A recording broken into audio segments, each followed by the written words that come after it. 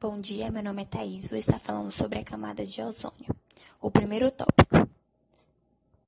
O que é e como ocorre? O Sol é quem envia os raios solares e permite que a gente enxergue as cores, os objetos. Também envia para a Terra os raios infravermelhos e o raio ultravioleta. Os raios infravermelhos, conhecidos como UV, são responsáveis pelo calor. E o raio ultravioleta, conhecidos como UV, são responsáveis pela vitamina D. Esse raio em excesso pode causar o câncer de pele, que é extremamente perigoso. Então, a gente tem o Sol, a Terra e toda a atmosfera com todos os seus gases. E um deles é o ozônio, o que forma uma camada que filtra os raios ultravioleta que chega na Terra. Ela acaba funcionando como se fosse uma protetor solar para o nosso planeta.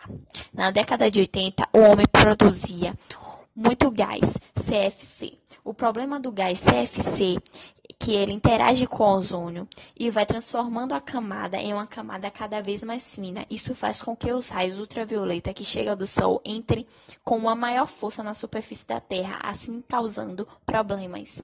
O processo químico da camada de ozônio e suas reações. Segundo tópico.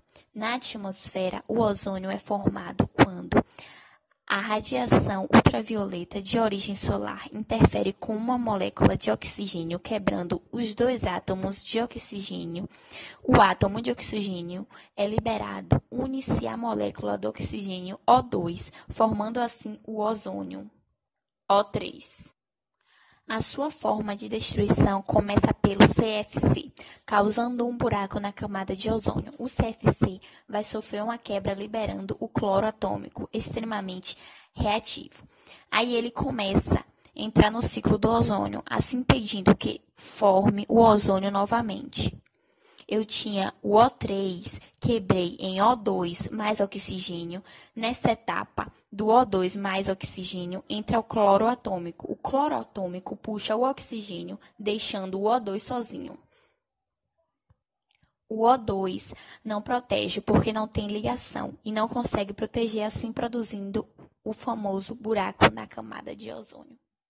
Real e as dificuldades para o seu cumprimento. Foi um tratado feito internacionalmente com o objetivo de fazer os países se comprometerem a acabar e substituir o uso de CFCs e de outras substâncias que contribuem para a destruição da camada de ozônio.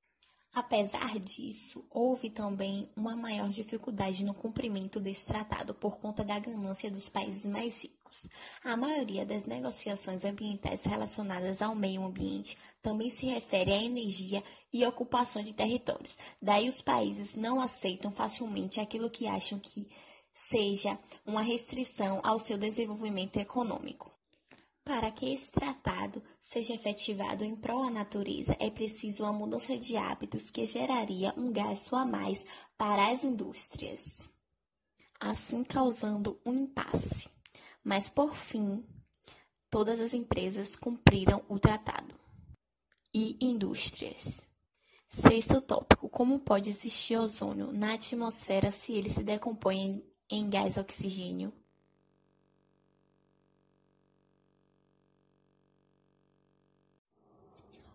O ozônio é menos denso do que o oxigênio, portanto, fica em altitude superior do que o oxigênio. Não havendo contato com ele, sua destruição por contato com outros elementos não é compensada, criando o famoso buraco na camada de ozônio. Sétimo e último tópico: citar causas para o efeito do CFCs na camada de ozônio. O CFCs é usado para se referir aos clorofluorcarbonetos. A quebra dos gases CFCs é danosa ao processo natural de formação do ozônio. Quando esses gases se fragmentam, um átomo de cloro é liberado e reage com o ozônio. O resultado é a formação de uma molécula de oxigênio e de uma molécula de monóxido de cloro. Mais tarde, depois de uma série de reação, um ao outro átomo de cloro será liberado e voltará novamente desencadear a destruição do ozônio.